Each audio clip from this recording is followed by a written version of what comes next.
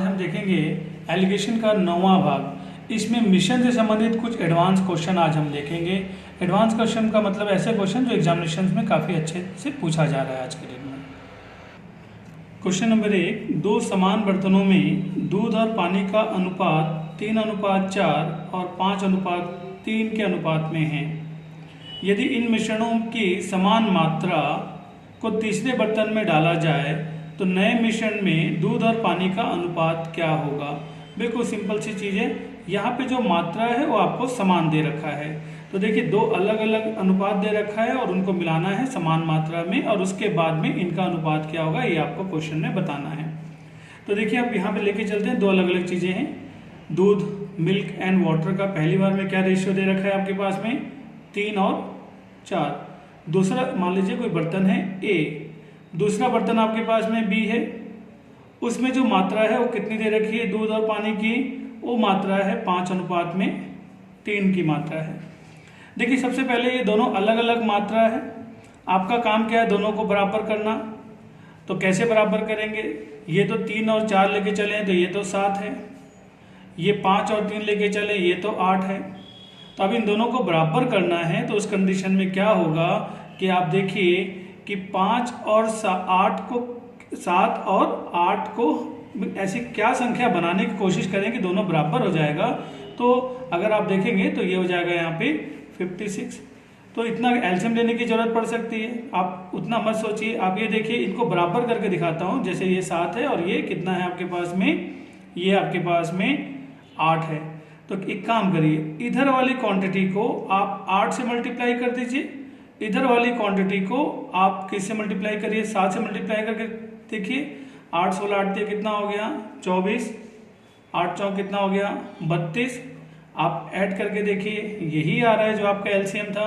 यहाँ पे देखिए कितना हो रहा है, 7 पंचे कितना हो गया 35, 7 14 7 कितना हो गया 21।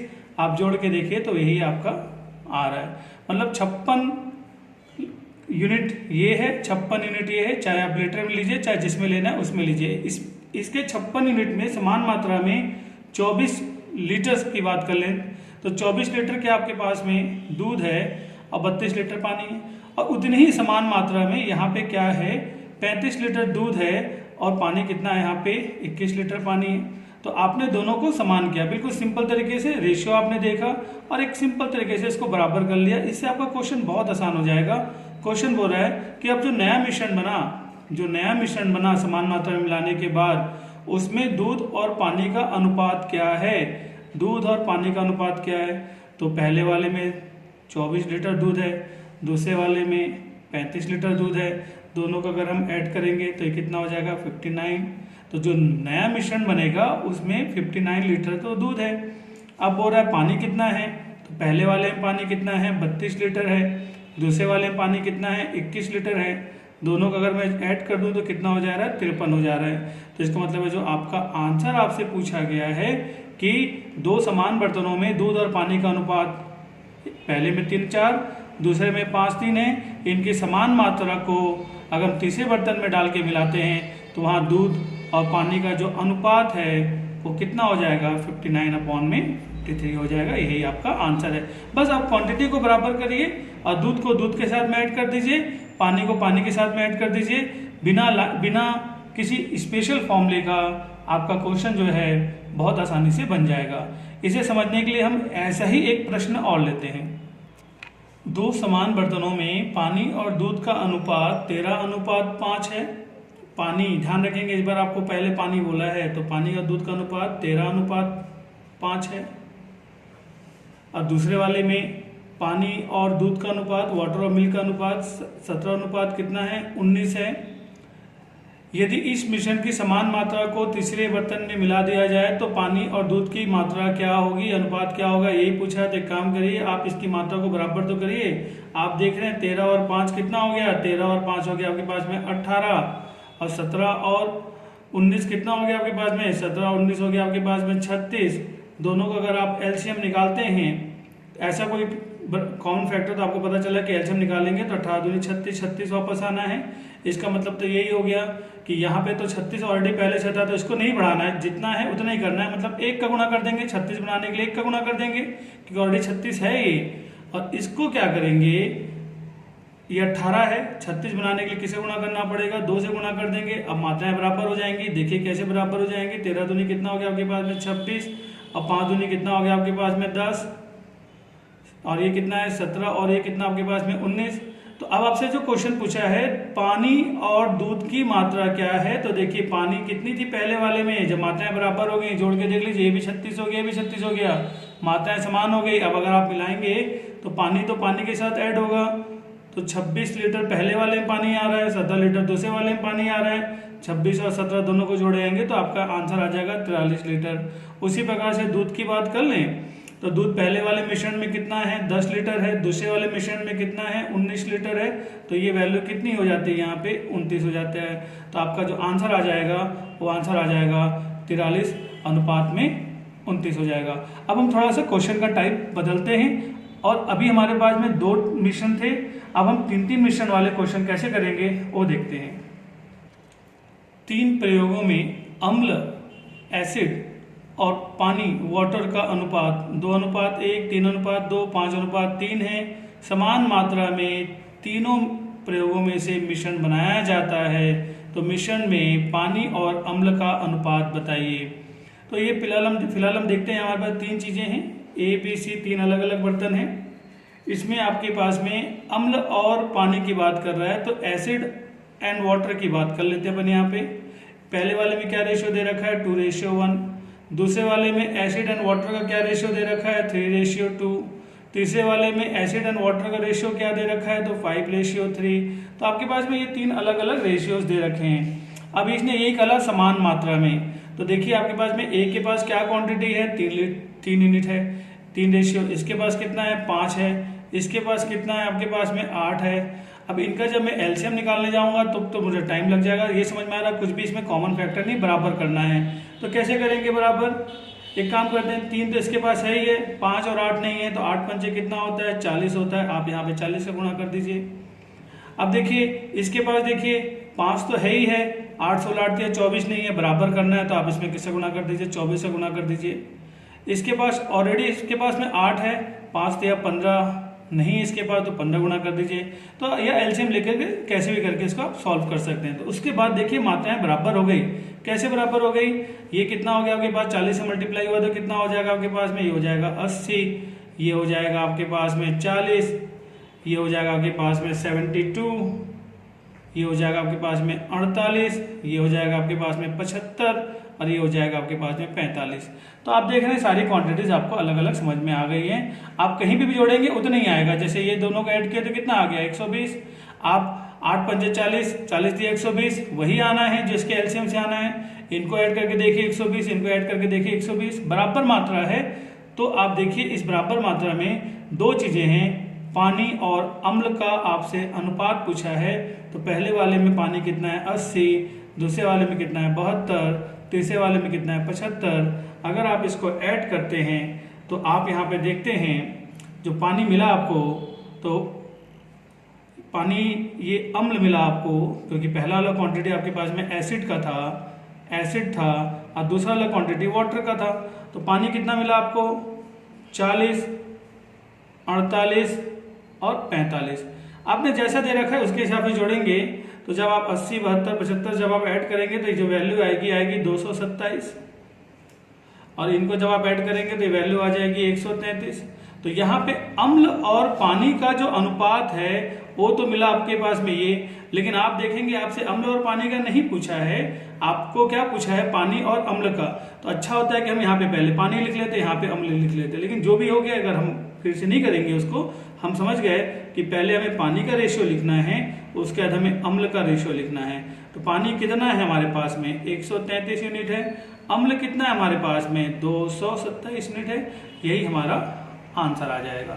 सिंपल है, चाहे 2 हो चाहे 3 हो, क्वांटिटीज हो, आपको केवल इनकी वैल्यूज को बराबर करना है। केवल आप बराबर कर देंगे तो स्पष्ट पता चल जाएगा कि इसका अम्ल कितना है, पानी कितना है, उसके अकॉर्डिंग आप आराम से कैलकुलेशन करके निकाल सकते हैं। अभी तक हम लोगों ने जो क्वेश्चन देखा वो देखा कि समान मात्रा में अगर आप मिलाते हैं तो क्या होगा। अब हम इसी प्रकार के क्वेश्चन देखेंगे, लेकिन वहां पे हमें समान मात्रा की बात नहीं होगी। तो हम कैसे करेंगे, हमें बाद में ये जो अनुपात पूछा है, ये अनुपात दे रखा होगा, बट मात्राएं समान नहीं होंगी। उन क्वेश्चनों को बनाने के लिए हम क्या करते हैं वो अब अगले क्वेश्चन में देखते हैं। दो बर्तन ए और बी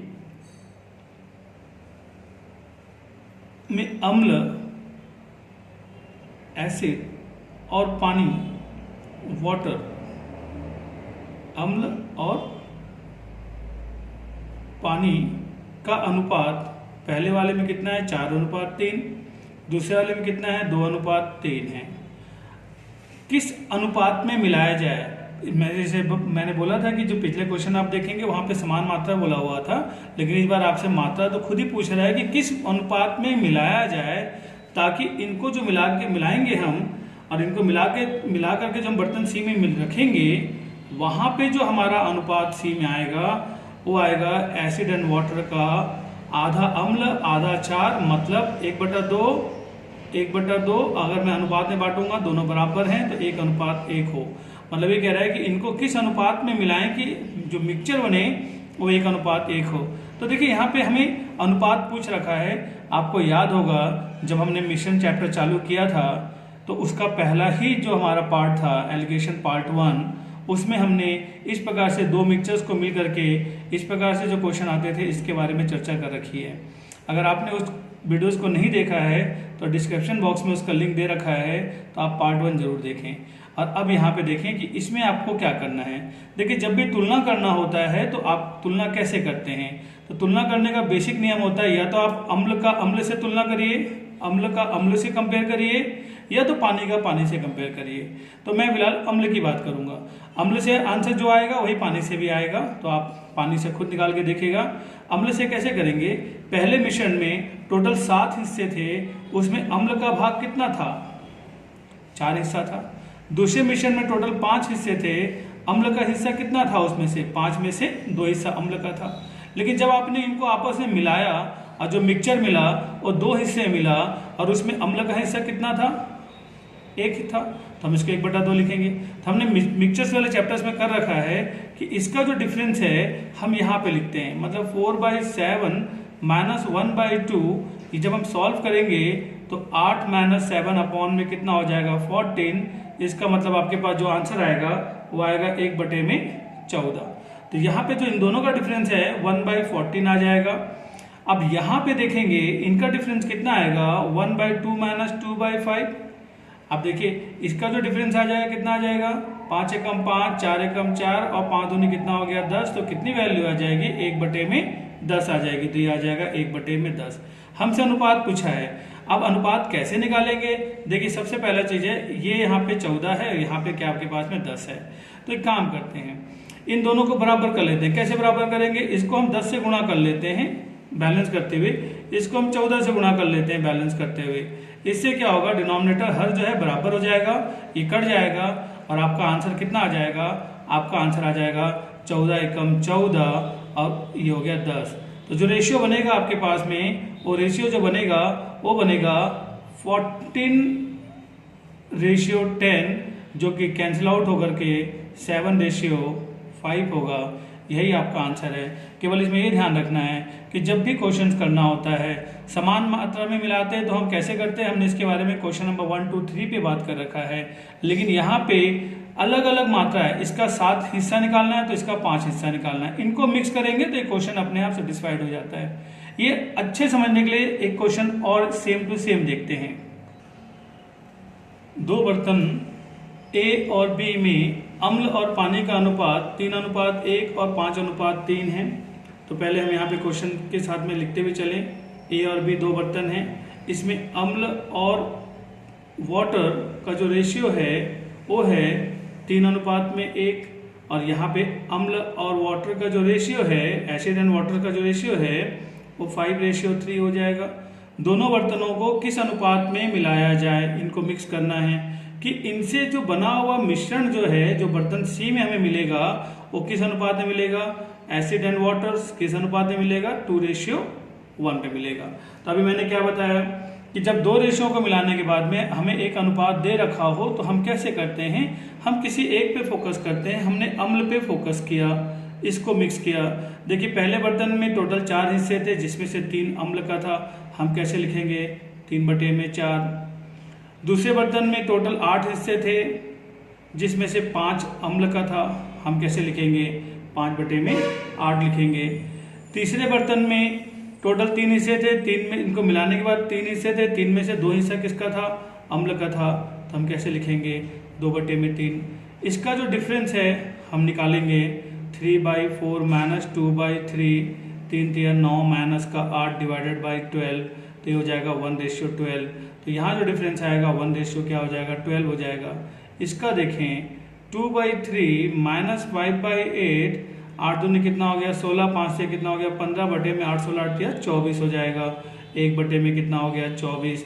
तो यहाँ हो जाएगा 1/24। अब देखिए रेशियो को बराबर कैसे करेंगे? ये तो 24 है, ये 12 है, तो एक काम कर लेते हैं, 2 का ऊपर नीचे गुना कर लेते हैं। अब तो 24 हो गया। अब अगर 24 हो गया, ये डायरेक्ट कट गया, तो आपका आंसर कितना आ गया? यहाँ से तो आया आपका 1, जो आपके पास में एसिड आया रेशियो में, यहाँ से तो आया आपके पास में 1, और यहाँ से आपके पास में क्या आया? आपके पास में 2। इसका मतलब ये है किस अनुपात में इनको मिलाया जाए, तो जो आपका आंसर आ जाएगा वो आंसर आ जाएगा 1:2 के अनुपात में। अगर आप इसको मिलाते हैं तो आपका पूरा का पूरा आंसर जो है इसमें आसानी से आ जाता है। सिंपल तरीके से था।